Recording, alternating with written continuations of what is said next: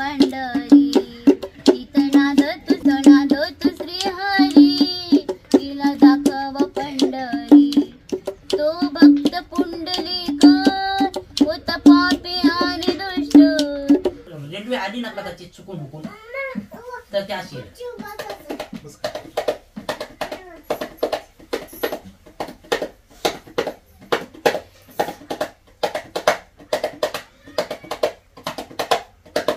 आणि जर त्यात कधी संबळ जर आला तर तो असा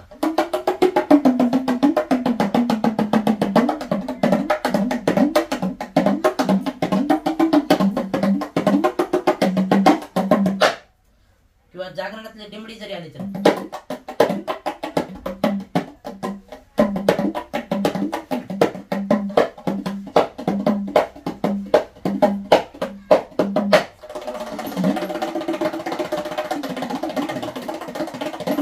राहुल, तू आगळा वेगळा रेकॉर्ड केला एका हाताने टाळी वाजवण्याचा. हो सर. कसा हा रेकॉर्ड होता, कसा केला नेमका, आणि एका हाताने टाळी वाजवणं कसं शक्य आहे?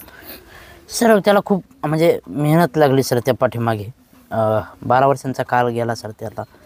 कारण म्हणजे असं म्हणतात की श्री गुरु सारा का असता पाठी राखा इतराचा लेखा कोण करी, असं जे संत मंडळी म्हणतात आमचं ते अगदी बरोबर आहे.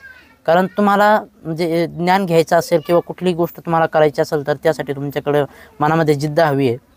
आणि तीच मी प्रयत्न करत होतो सर. आमच्या गावामध्ये सप्ताह असल्याचं तिथे एक छोटासा मोठा सप्ताह होता. आमचे मास्तर माझ्या शेजारीच आहे, ते त्यांच्याकडं हार्मोनियमचं वाद्य होतं, हार्मोनियम ते वाजवत होते. आणि तिथे असा बेस यायचा. मी ते तिकडे गेलो आणि त्यांना विचारलं, महाराज हे कसं शक्य आहे? त्यांनी काहीच नाही, मला फक्त एवढंच दाखवलं. आता ती खरं इकडे यावं लागतं सर्व ना. मी त्यांच्याकडे बघितलं, मला ते सुरुवातीला काहीच जमलं नाही. त्यानंतर जेव्हा मी प्रॅक्टिस करायचो मला असं वाटायचं की हे म्हणजे हाताला खूप त्रास व्हायचा त्याचा. कारण हात दुखायचे, वरती पण हात होत नव्हते लवकर.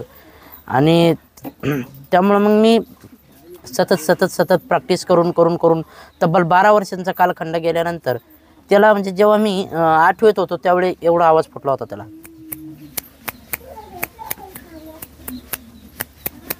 तर आणि ते नंतर आता 12 वर्ष सलग प्रॅक्टिस करून आता ते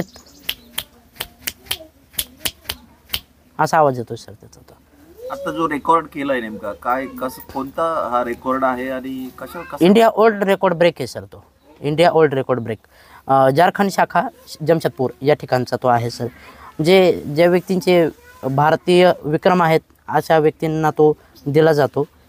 तर त्यामध्ये म्हणजे माझा खूप टॉप इंटरव्ह्यू घेतला सर त्यांनी. खूप टफ होतं मला ते.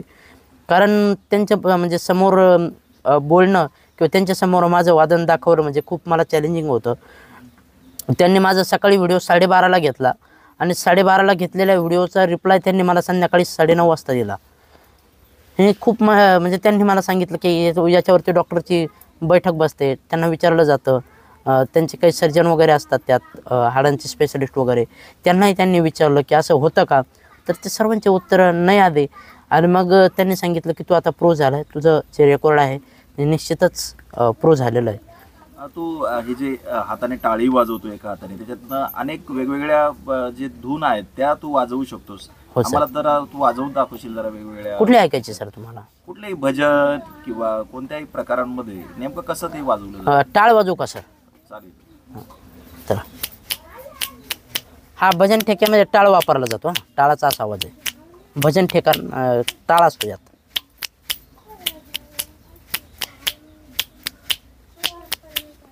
असा तो टाळा आहे.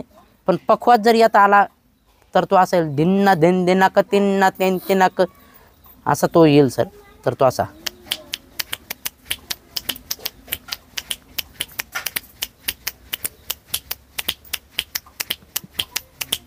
पण त्यात जर तोड जर आली तर सर ती अशी येईल.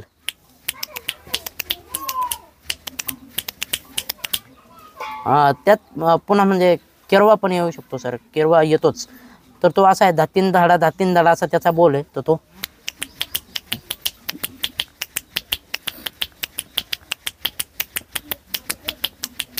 ती कुठलाही पॅटर्न वाजवू शकतो सर. मी कव्वालीच जरी द्यायची ठरली तर चला चला रे चला मेरे ताज का संदल, चला चला रे चला मेरे ताज का संदल.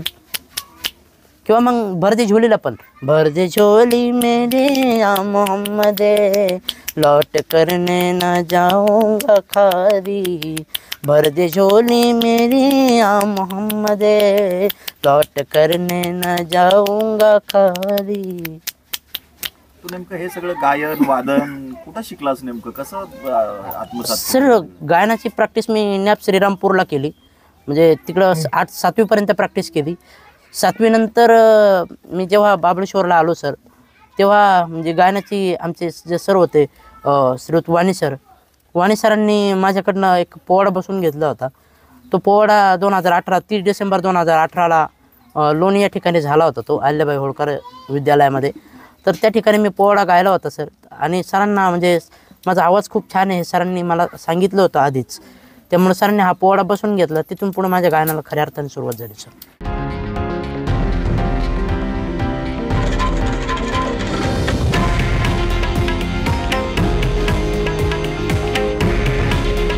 हे आहे देशातील नंबर 1 न्यूज नेटवर्क आणि आपण पाहत आहात TV9 मराठी.